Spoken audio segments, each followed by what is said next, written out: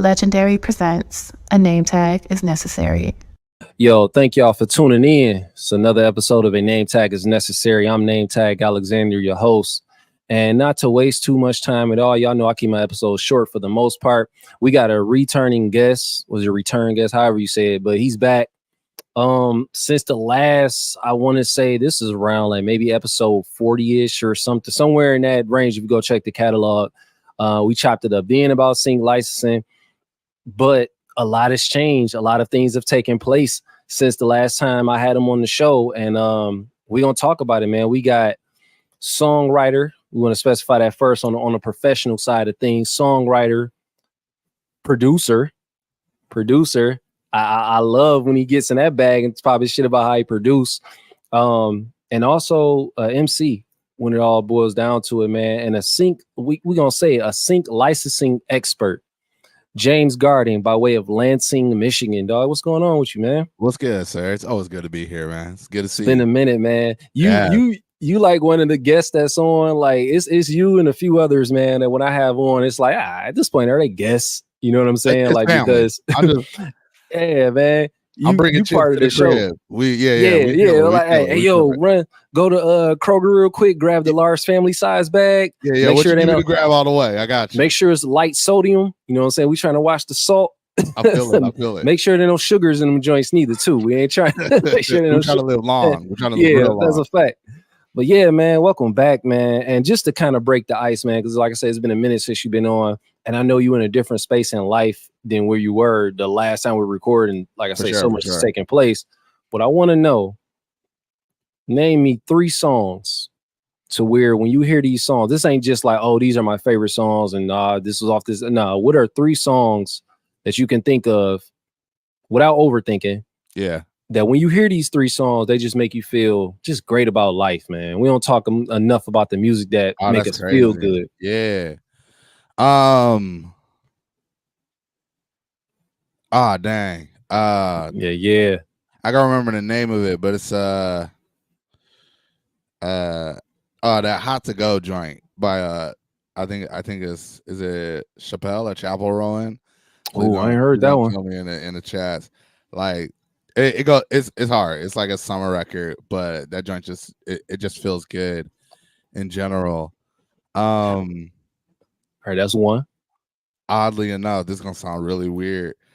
But like it grew on me. But like if I want to like wake up and get like hype, Euphoria. Okay. All right. See, yeah. Now we have the okay. Like, yeah. Maybe I need that beep beep beep beep. Your superpower's been neutralized. That joint first thing in the morning is insane. Oh man, I'm gonna have to try that, man. I ain't think about that even before a workout, man. Okay. Throw that boy on. You're like, wait, what? What is going on? Whole song, man. Hey, high key, it was about 5 of those joints dropped, maybe 4 or 5. If we include like that. Might have been, that's probably like a nice little workout EP on high key. Easily. You know what I'm saying? All right, so we got two. Then I'm trying to remember what I've been listening to a lot lately.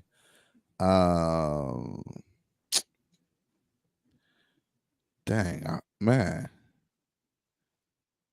this is actually tough. I'm trying to think like what's really been like my vibe. Man, I got you, man. $1 Million Baby, dog. Tommy that Richmond, is one of them. Actually, not. Actually, $1 Million Baby is up there, but I'll probably say that. Yeah, Globe. Weird as hell. Cuban. That joint. Yeah, man. Hey, listen, dog. I recently heard that like not that long ago for the first time in its entirety. I was like, all right, I get it. It's certain songs where it's like, all right, it's probably not for me, but I can listen to it and understand like. I get why people fucking with it, like rocking with it like that. You know what I'm saying?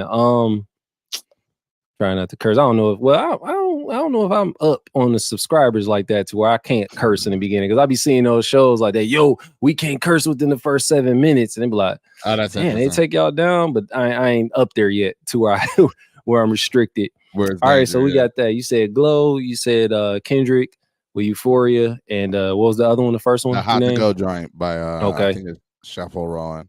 Okay. I think I did that the last episode too. Somebody was trying to think of the song. Shout out to New Nasty, and I was like, $1 Million Baby, because I know somebody gonna say it, man. I was listening to that joint song. is about the I am about to say. Hey, listen, goes for a so minute, I hard. was like, man, are they telling us to like this song? Is it one of those situations? Until one day I was on a freeway, dog, and I was like, no, dog, I do like this song, man. I ain't No, even gonna lie. I don't yeah. know, because it was at night and it was Them on the boys freeway. driving. Maybe I Them was a boys, little lit. I them was boys like, there, hey, you feel do like it, babe. Do what I could say. Do it. I was like, all right, them boys, okay. his car All turned into right. a Hellcat. Yeah, man. I rocks with that song, man. So let's get into it, man. Let's talk about, you got Super Clean Sync. Now, what sparked this, and like what's the intention behind Super Clean Sync? Nah, the more and more I get into this sync world, I don't know. I mean, like at first I like, I appreciate the honesty. yeah, I really don't know. Like, I think like I use the IG to sort of like just give my insights on sync. Yeah. But then I think like people think it's a they think it's an agency, so people keep DMing me like, "Are you accepting?" I'm like, "Nah, I'm not an agency." I do want to like do writing camps. Uh-huh. The hard part with that is that like I think them joints are gonna have to be like specially curated, because a lot of people who are interested, they're just not there yet. And so Yeah. if I'm like, yo, you got to do this, or like I've tried to collab one-on-one with people and I'll give tips, like I'll be like, I like that line, but you need to rewrite it, and there'll be pushback. And I'm saying like what I need is whatever I say is like law, yeah. but for me it's like, yo, like if I give a suggestion, we're not arguing opinions. I'm like going off of data. And so like, unless you can show me an example where I'm wrong and it got played. This bar is fire. This like, bar is fire. But I'm trying to tell you. But like, it won't work for this. Like, it is fire. I like it, but it won't work for this. And so word. That's been a thing I ran into that I'm like, dang, like, and no shade to my city, but it's like I don't know if I'm gonna find people here. So it might have to be a thing of like, hey, bro, having people fly I'm in. gonna keep it honest. Like, other than you, man, the people that I have collaborated with like that. Oh, I've done a couple joints. Shout out to Cash P. But outside of that, man, other than you, Cash P, like the people that I've collaborated with, even in the idea of sync licensing. Oh, shout out to obviously Beethoven is a given. I've done some joints with you. It's a very small pick, right? Choices of who I've done sync with here. Shout out to JR Got the Hits. I've landed placements with JR Swifts, but even he's not from here. You know what I mean? So he's Virginia, then Brooklyn. You know what I'm saying? So yeah, it is. For me, is more so it's been out of state, like just, and I don't mean just collaborating, like just as far as creating a song. Let me even talk about just having those conversations where people are just thoroughly interested in it. So yeah, I get it, man. I definitely get it. Yeah, because we talked about it multiple times of starting a sync agency, and I'm like you, and I'm like, man, like who could we really? It'd be virtual, because it's like, who could you really? But I'm not against the idea of like building teams and creating projects. Like I think that might be the best route, and like maybe it's like powered by Super Clean Sync, and like Super Clean Sync like does a creative direction, does the research on what we're trying to do brief wise, and like helps with the rollout. But yeah, I don't know. I'm trying to figure out what it is and what I actually want it to be. But then I'm also like, I have some goals personally where I want to be in sync, and like I think I need to get to those goals before building something, right? Like, because I think that'll help too. Where, I mean, keeping it a buck, I think some people argue because I'm not making 6 figures in sync yet. Right. And I thought, when I was thinking this I was thinking it to myself, like, and I should have hit you about it. I'm like, man, I may have said it before. I'm like, yo, I know I got placements, but are they placements that appear life-changing enough to others to where it's like, yo, it looked like, and I don't want to compare necessarily, but it's a good example. Let's take somebody like PL. Shout out to PL or whatever. I love to have him on a pod and pick his mind about like how that whole thing started with him just doing the placements for the NFL. But like people could see that and be like, oh, I'm in it. But but then ours are so like scattered as far as where they're placed. Yeah. It's kind of difficult, I think. And I'm not saying it's not possible, obviously, but I think it's with people look at sync license and think, oh, this is supposed to be as consistent as if I were to release music. Right. You know what I mean? And I think, oh, my bad. Go ahead.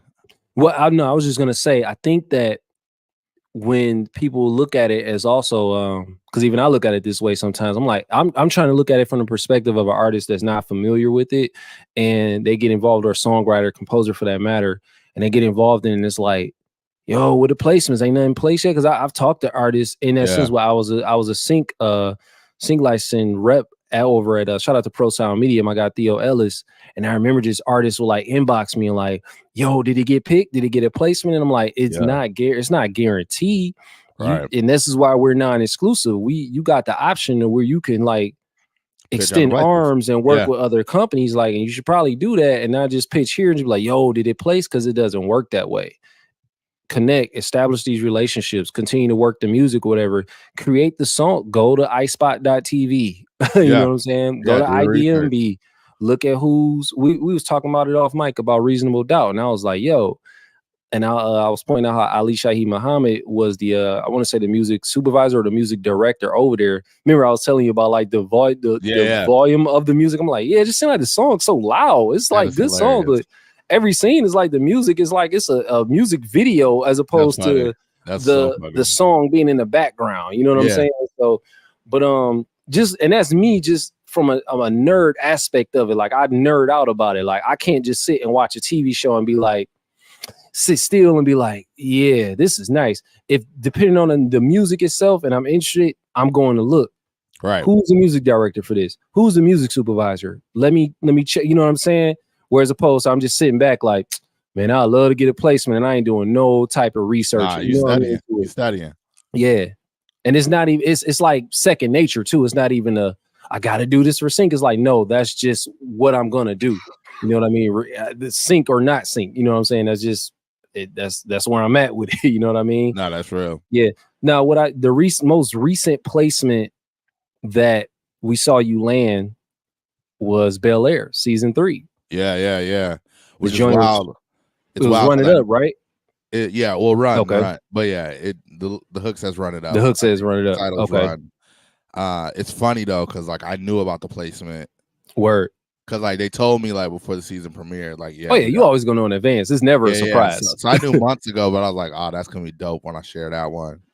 But yeah, that was the most recent one. I think before that it was like Fabletics and AliExpress.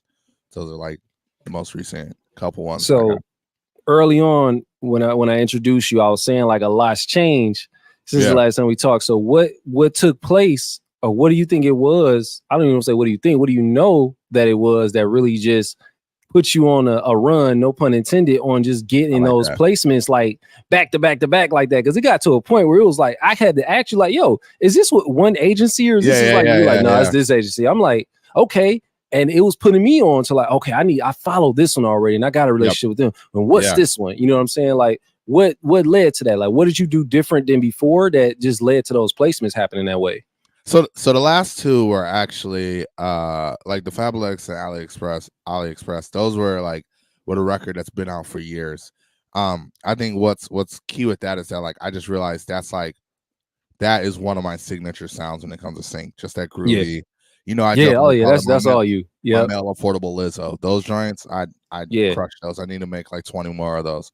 The other one, which like it makes sense because even like when I first got into sync, I watched people like Durage and Easy McCoy and a bunch of people who were in sync do this, but like I went somewhere else and got in the studio. So that was like December of last year. I went to Portland for a couple of days. I remember homies were doing like a sort of like a writing camp, I guess, and there was a bunch of people there.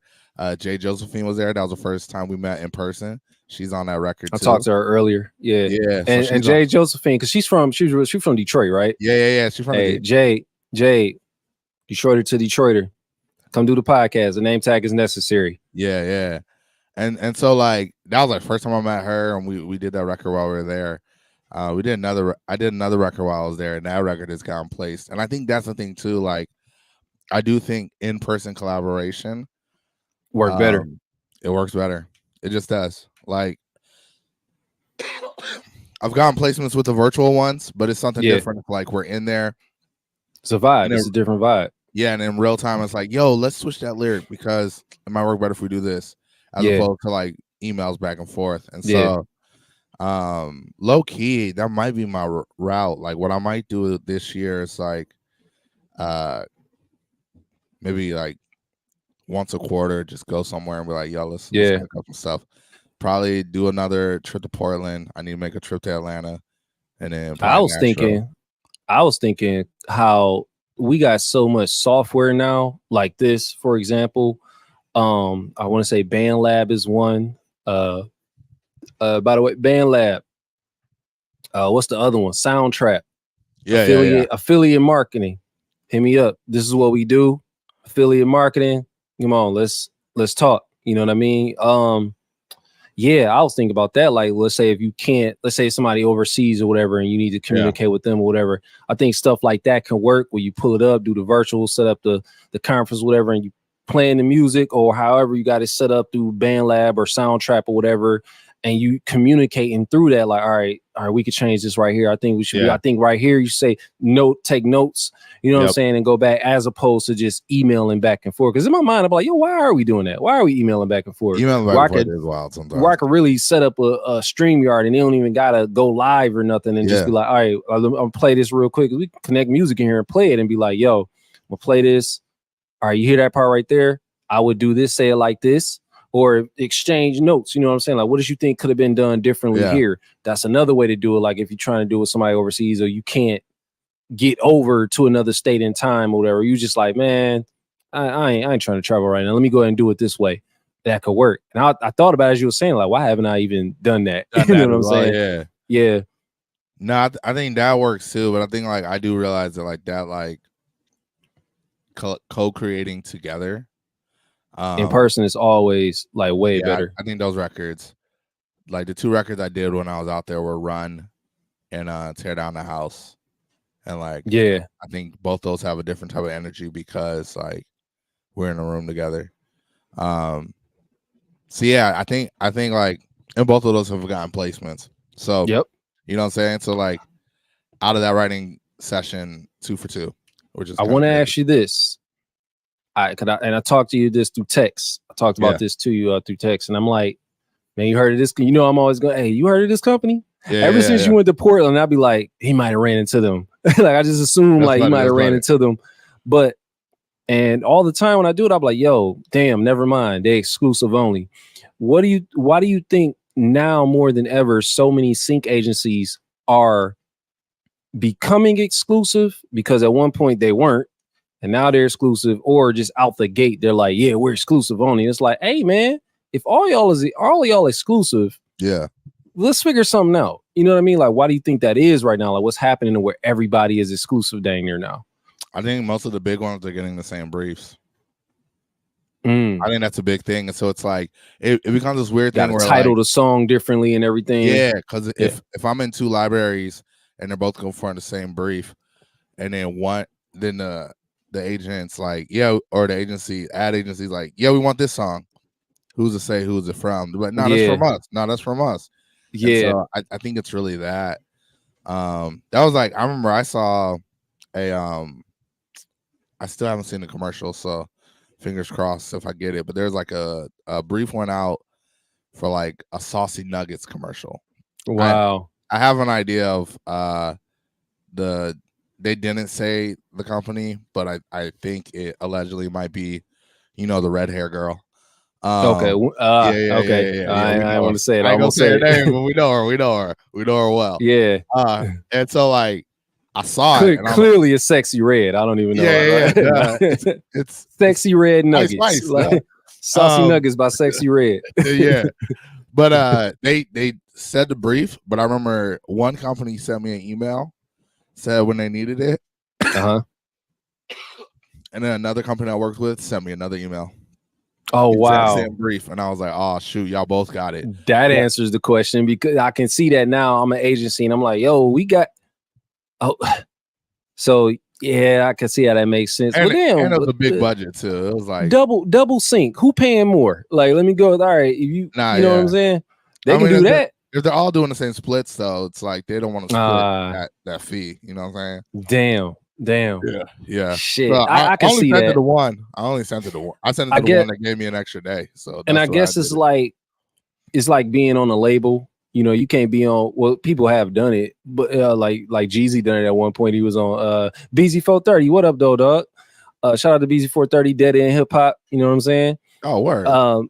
But yeah, so like, okay, and we gonna wrap up in a little bit, but because I said I wasn't gonna hold you too long. Yeah, I got time. So okay, so you're on a label. I guess it's like that, where okay, you over here, you just put this album out over here. You can't license this album to this label as well. Right. You got to wait until this deal is up. So what I think is maybe the exclusive sync agency should probably just do, I don't know, like 3 month quarterly trials. Because it's way too many of them that's like, oh, we exclusive now. You willing to work with us exclusively? It's like, come on, dog. No. Like, no. Low key though, and this is like a new thought that I've had lately. Or you know what, before you state that, be boutique to where be a boutique agency to where you don't have so many on the roster. That's right. They be trying to be exclusive and they be like well over 20 artists on the roster. Right. Yeah. Like, nah, how can I? They don't guarantee me getting my music pitched or placed. You know? No, I think that makes sense. I almost think like it's at a point now that like I want to figure out how to get the libraries I work with to work my stuff more, as opposed to even going to anyone else, right? Like, yeah, I don't. Even if I get in more libraries, we know who the big ones getting most of the placements are.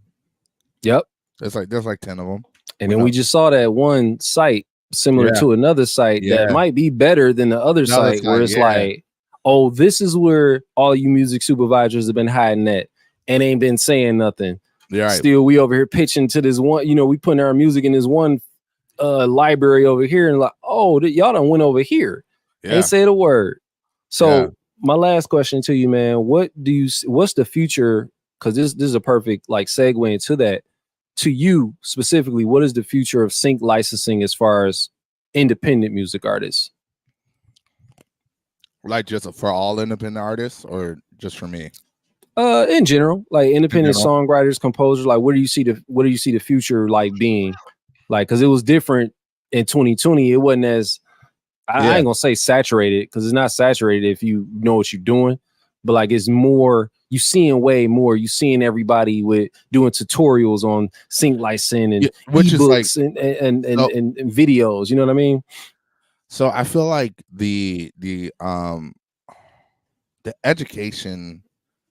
BZ just said, I keep hearing sync licensing is a good move. Yes, get into it, BZ, for sure, man. It's especially he's a producer, so hell yeah. You know what I'm saying?